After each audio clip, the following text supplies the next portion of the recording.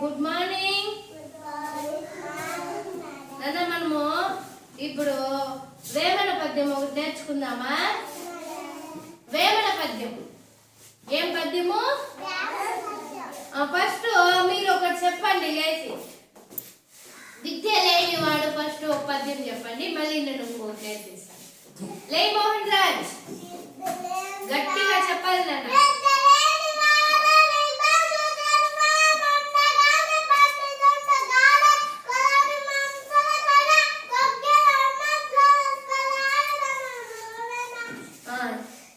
చెప్పండి.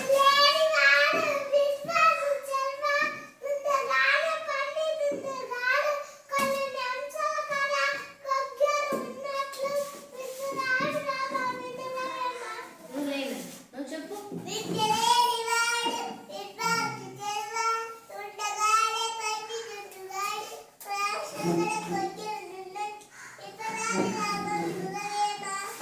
సరే ఒకసారి క్లాస్ కొట్టండి వాళ్ళకి ముగ్గురికి. ఇప్పుడు ఇంకొక పద్యం నేర్చుకుందాం. కులములో నొక్కండు గుణవంతుడుండిన, చెప్పాలి. కులములో నొక్కండు గుణవంతుడుండిన, కులము వలైవాని, కొంచెం మెల్లిగా. కులము వలైవాని గుణము చేత వెలై వనములోన మలయ జంబున్నట్లు, మలయ జంబున్నట్లు విశ్వదాభిరామ వినురవేమ. ఒకసారి చెప్పుకుందామా? కులములో నొక్కండు గుణవంతుడుండిన,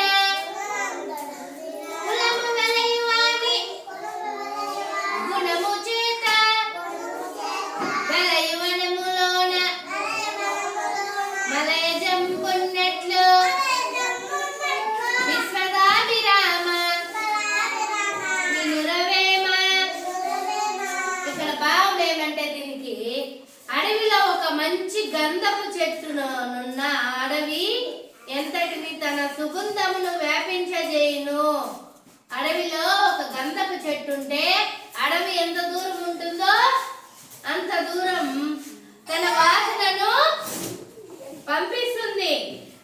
అట్లే వంశములో ఒకడు ఉత్తముడు ఉన్నను, వాని గుణము చేత ఆ వంశమంతము మంచి పేరు పొందును. ఓకేనా? మీరు కూడా మంచి పేరు తీసుకురావాలి బాగా చదువుకొని. మంచి బుద్ధి కలిగి ఉండాలి. ఓకేనా? మంచి బుద్ధి కలిగి ఉండాలి. దీని భావం ఏమంటే, అడవిలో ఒక గంధపు చెట్టు ఉంటే తన సుగంధము అంత అడవంతా వ్యాపిస్తుంది. అట్లే మన వంశములో కూడా